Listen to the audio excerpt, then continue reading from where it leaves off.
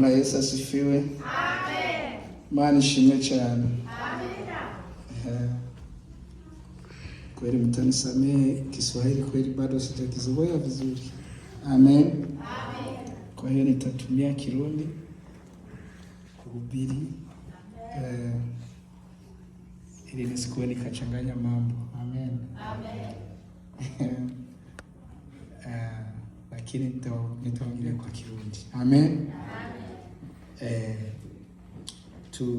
Cha kwanza tunashukuru mtumishi wa Mungu aliona kwamba ni vyema tukue mahali hapa. Amen. Amen. Na tunashukuru Mungu pia. Amen. Amen. Na siku ya leo kwa majina naitwa Mwalimu Noah, mtumishi wa pale Luvo. Nimekuja na baba yangu siku ya leo. Wakati ule nimekuja mie peke. Amen. Amen. Lakini leo nimekuja na baba yangu mwingine kule Kentucky. Amen. Amen. Kwa hiyo acha tuchangie kwa neno liko katika kitabu cha Zaburi 51. Kwa sababu sisi ni wa kufungua, tutaenda tunaruka mistari. Amen. Amen. Tutasoma mstari wa kwanza na wa pili na wa tatu, na tutaruka kwa mstari wa 7. Tukimaliza kuruka mstari wa 7 turuke kwa mstari wa 10. Amen. Amen. Na tumalizie pale kwa 11. Amen. Amen. Tusome kwa yule ambapo na Kiswahili anaweza kusoma ili kila mtu aweze kusikia. Tuende pamoja, nikimaliza mstari na wewe unasoma ili tuende vizuri. Amen. Jambo ry'Imana avuga ati ngo ngirira ikigongwe Mana kubwo imbabazi zawe, kubwo isinzi ry'imbabazi zawe usibanganye ibicumuro vyanje. 2, unyuhagire gose ukugabitanya kwanje, unyoze icaha canje, kuko nzi ibicumuro vyanje, icaha canje cyama imbere yanje na naryo. Soma hapo kwanza. Kwa Kiswahili, Zaburi sura ya 51 mstari wa kwanza hadi wa 3 inasema: Ee Mungu, unirehemu sawa sawa na fadhili zako, kiasi cha wingi wa rehema zako. Uyafute makosa yangu, unioshe kabisa na uovu wangu, unitakase dhambi zangu, maana nimejua mimi makosa yangu, na dhambi yangu imbele yangu daima. Amen. Amen. Mstari wa 7 murongo w'indwi: unyuhagize ezobu mbone kwera, unyuhagire mbone kwera derere kurusha uko sheregi yera. Ndiyo, mstari wa 7 inasema: unisafishe kwa hisopo nami nitakuwa safi, unioshe nami nitakuwa mweupe kuliko theluji. Amen. Amen. Ku murongo wa 10 mstari wa 10: Mana undememo umutima utunganye, musubizemo umutima ushikanye.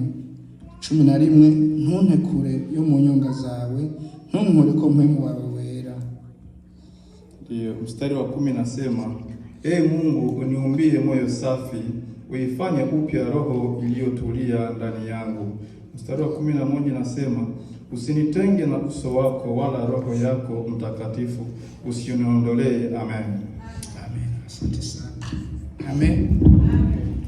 Iri ni jambo ry'Imana. Amen. Rikomeye. Yesu ashimwe. Ahantu narasomye numva nafashijwe. Amen. Amen. Amen. Abatazi inkuru ni gihe Dawidi yari yacumuye. Amen. Kandi yaracumuye, ikicaha yacumuye umenga ni kimwe. Amen. Niweza kutenda dhambi, ariko ikicaha yishe amabwirizwa y'Imana ashika kuri 6. hii dhambi aliyoitenda iliweza kuua dhambi ambazo zinafika 6. Amen. Amen. Uhasomye neza uzobibona. Ukisoma vizuri unaweza ukaona. Amen. Kuko ico caha ciwe carimo c'ubusambanyi, Hiyo dhambi ilikuwa ya uzinzi, icaha cyo kwica, na kuua, icaha cyo kwipfuza y'abandi na kutamani watu wengine n'ibindi na mengineyo. Amen. Amen. Ni kuvuga yuko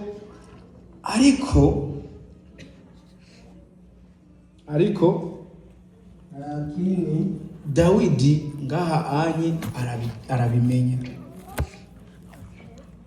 Amen. Dawidi havu yamenya yuko icyaha yagikoze. Hapa Daudi alijua ile dhambi aliyokuwa yabimenye gute? Alijua vipi? Amen. Ni kuvuga umuvugisho Natani yaramushikiriye. Huyo Satani alimfikia. Amen. Natani alimfikia. Amen. Ni kuvuga mushikiriye ntiyamubwiye ati ngo wakoze iki. Alimfikia kumwambia kwamba ametenda hiki. Yamubwiye agastori. Akumwambia Yesu ashimwe. Yamubwiye cha Samueli. Katika Samueli wa pili. Bijya bice mu 13 ko uraza kubibona. Unaweza kuona katika kitabu hicho. Amen. Ariko rero ijambo ryacu ry'uno munsi rero. Neno la Mungu alionalo kwa siku ya leo. Kumenya ko wakoze icyaha. Kutambua kwamba ni umetenda dhambi. Kandi no kwihana gukwiye. Na kutubu ambao kunastahili. Amen, amen. Amen. Ni kuvuga hari igihe ushobora kuza abantu abakozi b'Imana bakavuga ukababwira ati nakoze ukuri. Amen. Unaweza kuja kwa watumishi kwamba nimetenda hili. Ariko utegereza nawe kubimenya mu mutima wawe ko wabikoze kandi uvyicuza. Unatakiwa utambue ndani ya moyo wako halafu uweze kusikitika. Amen, amen. Aha rero Dawidi amaze kumenya yuko yakoze icyaha. Daudi baada ya kutambua kama ametenda dhambi, niho yasabye Imana imbabazi. Akaomba msamaha kwa Mungu. Kandi icyaha yari yakimara mwaka wose. Na dhambi hiyo alikuwa nayo kwa muda wa mwaka mzima. Amen. Mwaka ni muremure. Mwaka ni mrefu. Amen. Ariko je n'umunsi ntabwo ndakubwira ngo urindire umwaka. Lakini leo siwezi kukwambia ngoja kwa mwaka. Yesu ashimwe.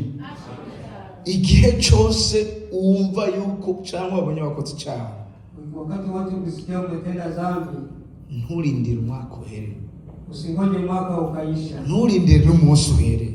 Usingoje hata siku ikaisha. Kandi nturindire n'izuba ngo rindire rirenga. Na usingoje mpaka jua liweze kuzama. Amen, amen. Amen. Ubwo bw'ibyo Dawidi arasaba Imana imbabazi. Kwa hiyo Dawidi akamwomba Mungu. Kuko yarazi yuko Imana yuzuye imbabazi. Maana alikuwa anajua Mungu ni wa rehema. Amen, amen. Nawe n'umunsi umenye yuko Imana ifise imbabazi. Ujue kwamba leo ana msamaha. Imana irafise uburenganzira bwo kukubabarira. Mungu anaweza kukusamehe. Bimenye. Itambue. Amen. Kigombe gitukure gute. Iwe hata iwe nyekundu kwa namna gani. Amen, amen. Bigombe hashika kumenga kweri ntabwo kweri ukishobora no kwita umwana w'Imana kandi.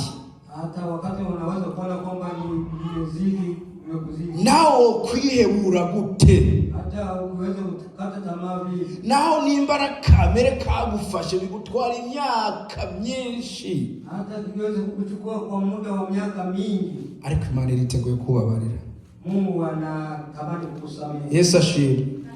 Imana iriteguye kukubabarira. Mungu anatamani kukusamehe. Amen. Daudi ntiyasabye imbabazi gusa. Daudi hakuomba msamaha. Yesu ashimwe. Amen. Yarasabye Imana ngo imwoze agire. Alimwomba Mungu amsafishe. Amen, amen. Yesu ashimwe. Twese turazi ko twoga.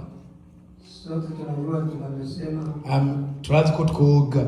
Tunajua kwamba tunasafisha. Usafi ku mubiri. Tunafanya usafi wa mwili. Haleluya. Rero no mu buryo bw'impemu safisha ni bwoge. Hata wakati wa kiroho tunatakiwa tusafishe tuoge. Amen. Kuriya murongo w'indwi ule mstari wa 7 Dawidi aravuga ati kozwa ntibihagije gusa. Anasema kusafisha tu haitoshi. Amen. Ni hajya ku murongo wa 10. Sorry. Mstari ule wa 10. Amen.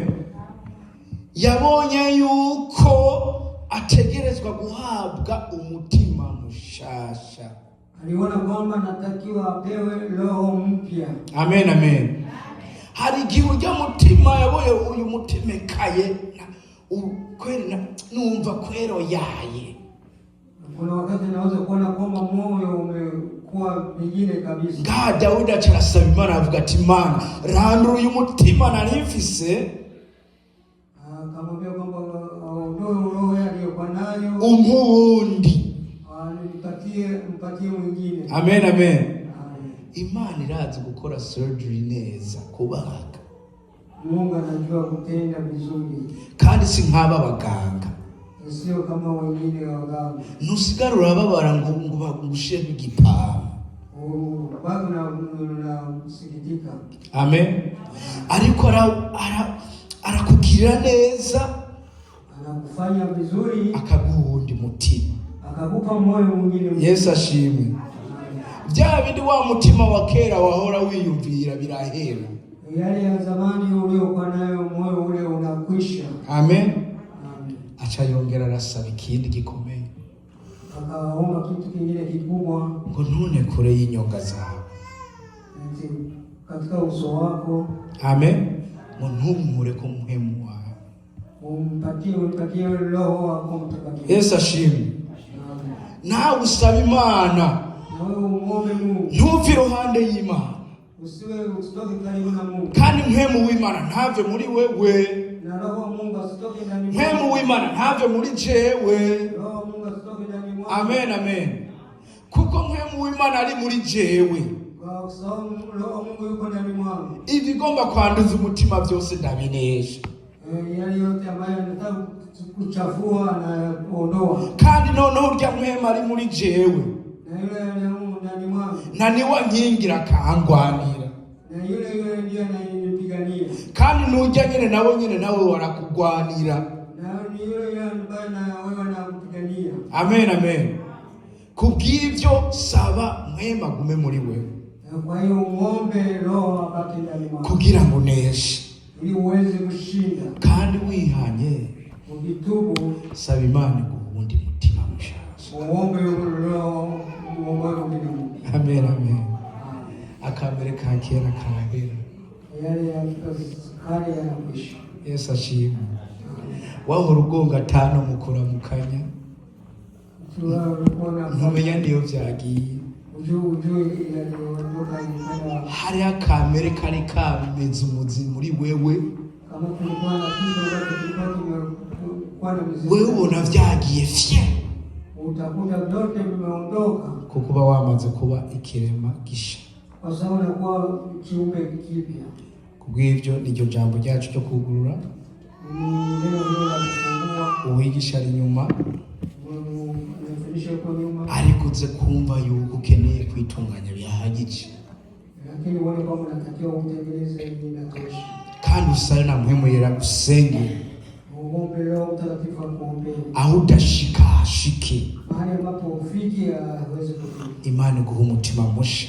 Mungu akupe moyo mpya. Ubandanye urugendo rwo kuja mu ijuru ufise umutima musha. Uendelee kwenda mbinguni ukiwa na moyo mpya. Hamvise amajambo Imana bahezagire. Unasikia maneno ya Mungu.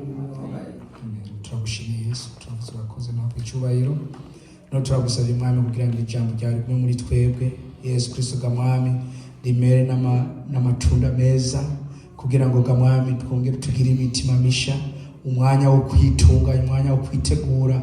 Yesu Kristo ni wagera data wo mu ijuru ntihagire n'umwe akomananze umutima, ariko wowe Yesu Kristo gamwami ari uza korosha imitima, ariko badayimoni b'ubwoko butandukanye bagomba gukamananza imitima turabirukanye mu izina ryawe Yesu Kristo, kugira ngo girire neza ishengero ryawe, kugira ngo twese tuzohurire mu bwami bwo mu ijuru. Tubigusabye mu byo bike twize duciye mu byinshi mu izina rya Yesu Kristo akoze. Amen.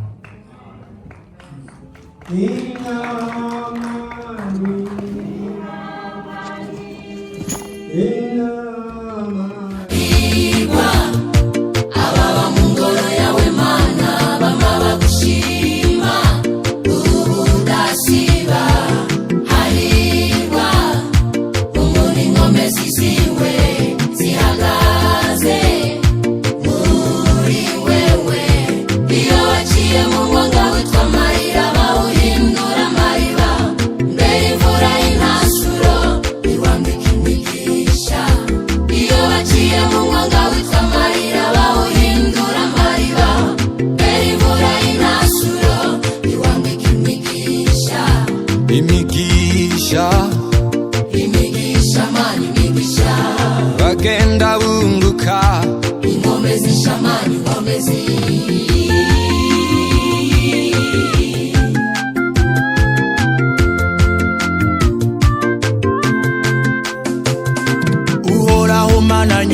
ingabo, erega amahema yawe n'ay'igikundiro.